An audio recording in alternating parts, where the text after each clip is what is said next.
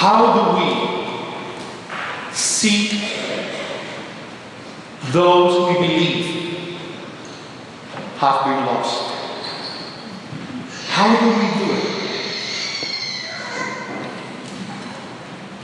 Do we go, as Jesus teaches us today, and embrace the brother or the sister who is marginalized? Or do we first look at him, head to toe, and begin, whether inwardly or outwardly, a process of rejection because they're not like us? It is important that we make an examination of conscience about us, about what we see with the eyes of our heart, and how we process what we see.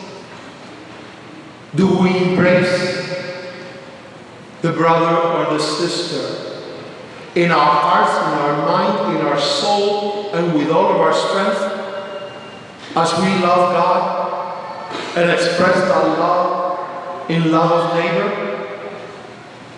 Or do we grumble? Do we grumble? Sotto voce, in whispers, in comment. Did you see that? Did you see what Father Heria did? Did you see who he was talking to? Huh? What is he up to? It's important. It is important that we, each and every single one of us, go into the very deepest crevices of our heart and enter the very sacred space where we are as we were in the beginning, nude, without knowing it, in the very presence of our Creator. In the deepest places of our conscience, come nude before the Lord, for He knows everything about us, and yet He loves us. Look at Zacchaeus. Do you think Jesus didn't know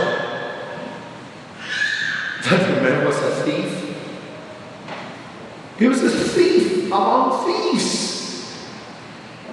He was the head tax collector. He was in charge of all the other tax collectors. You know what that means? Tenía mordida. He had a bite out of every single tax post in his district. And I assure you that it was not a small bite. There was a president in the early history of the Cuban Republic who is alleged to have said, "The shark bites, but he shares." Tiburón come, pero salpica.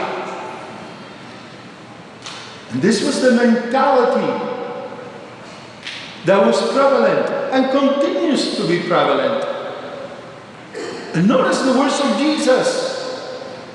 He didn't say, "I desire to be at your home." He said, I must dine with you. The Lord knew that that was a soul that needed to be saved. And the saving was not going to come out as a result of rejection. The saving was going to happen as a result of the embrace, of the loving grace. Do you think by his actions that Jesus was not concerned over his sinfulness? Of course he was. But it was precisely because of the concern that he had that his soul was in peril, that he went to him to embrace him, not to reject him, but to embrace him and bring him home. Bring him home. When was the last time any one of us got in our cars and drove by a night between Biscayne Boulevard from 16th Avenue to, let's say, 81st Avenue?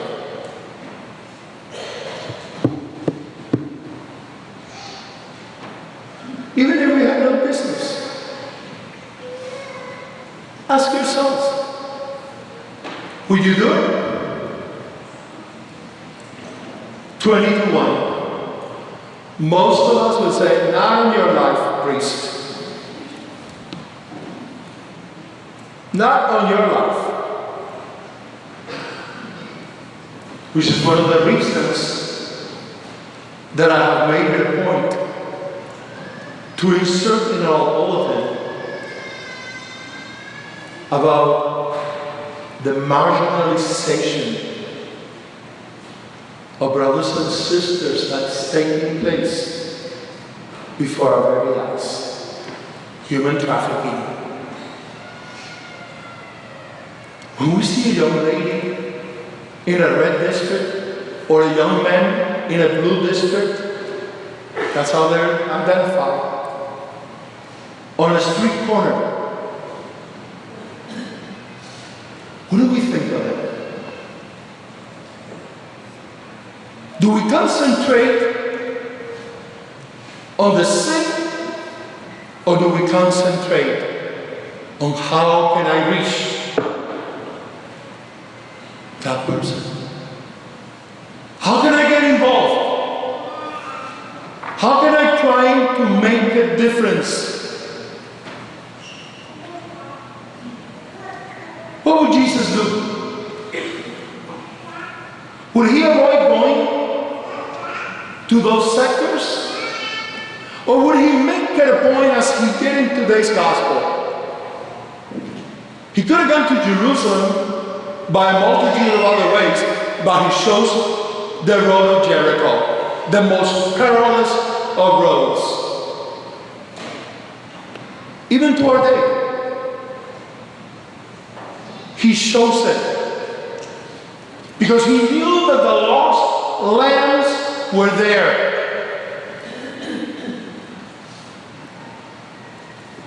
And when confronted, he made it a point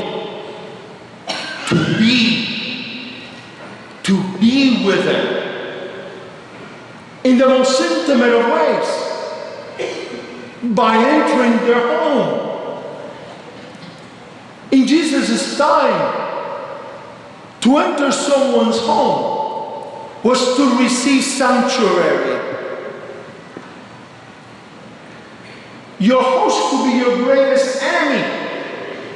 But if you went to visit, he had to embrace you. He had to give you sanctuary. He has to respect you for the time you were under his shelter. And he needed to provide with you as one of his own. Even when his own very life, he had to protect yours. And Jesus made it a point to go and receive sanctuary. This is the Lord. I must dine with you tonight. He made it a point to teach the people and us that when we least expect to find those who are willing to give of their very selves and their very own life to protect us, they will.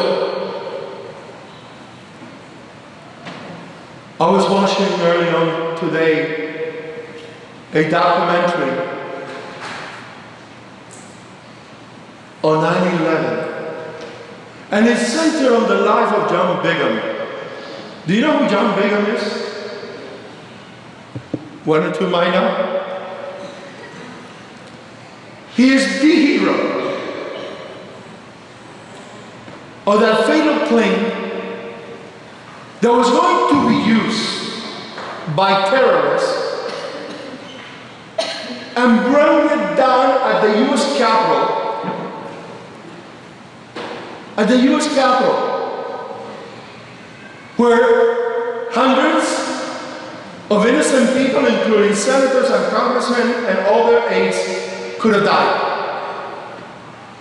And yet he, with three others, took it upon themselves, him leading the way, to enter into the cockpit, take over, and purposefully, knowing that they would die, bring the plane down in Pennsylvania to avoid the greater catastrophe.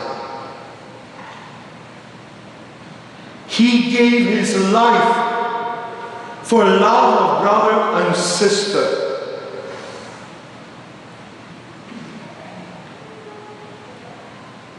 Do you know what his sexual preference was or attraction? Gay.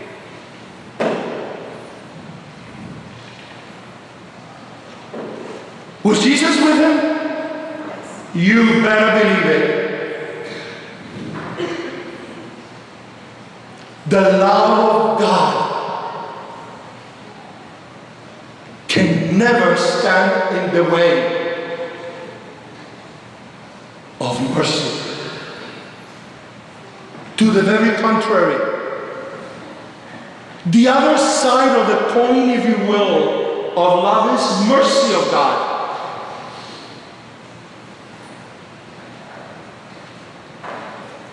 Here is a man where his sexual preferences did not dictate in his heart what he needed to do when it was necessary to give up his life for love of others.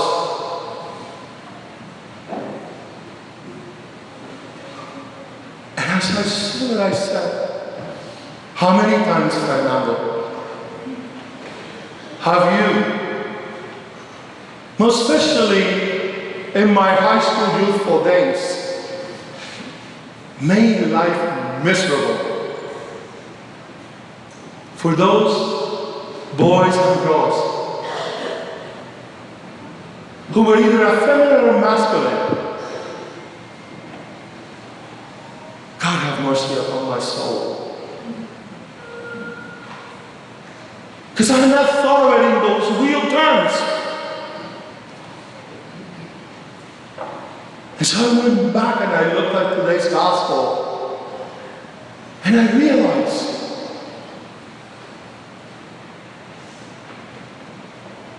that I am no one to judge a brother or a sister,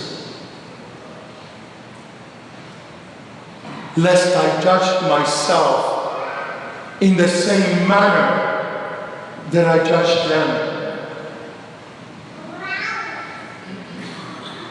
Let us seek the joy, the truth, the justice, the peace that only the love and the mercy of God can give each and every single one of us. Let God be in us, alive. Let the Lord, through us as His instrument, reach out to others. All those teens and young adults whose life are in absolute misery because they're being used by traffickers for the profit of money. We need to get involved.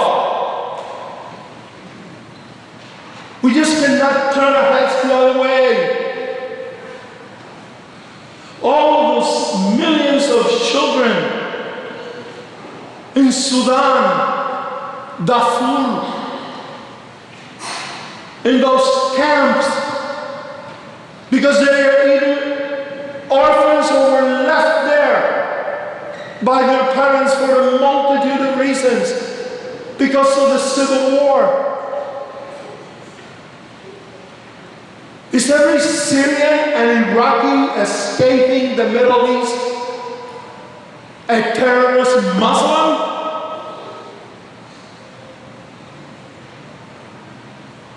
I don't think so.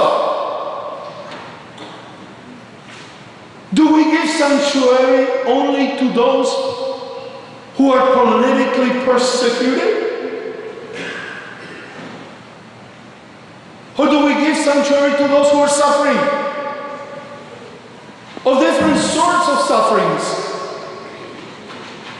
My biggest beef as a Cuban American is that the privileges that are extended to us by virtue of preference immigration laws is not extended to all. When I was the defense attorney in this town zillions of years ago, I was confronted with the realities of the Haitian boat people.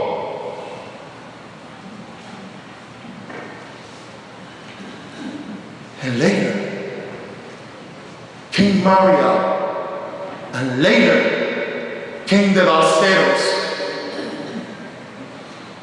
When the people suffer, it doesn't matter if it's from the right or the left or the middle.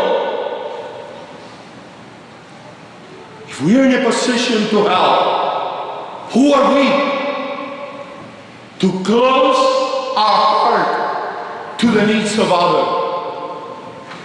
What if God closes his heart to our needs?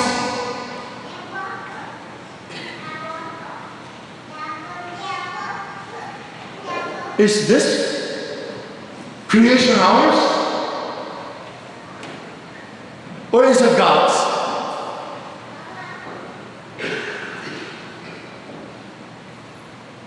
Many years ago, I saw a movie, 2010 Space Odyssey. It was a continuation to 2001 Space Odyssey. And there's a very famous line at the end of the movie, where by divine intervention, the earth is saved. Roy Schreiber says, let us remember who the landlord is and the fact that we are the tenants.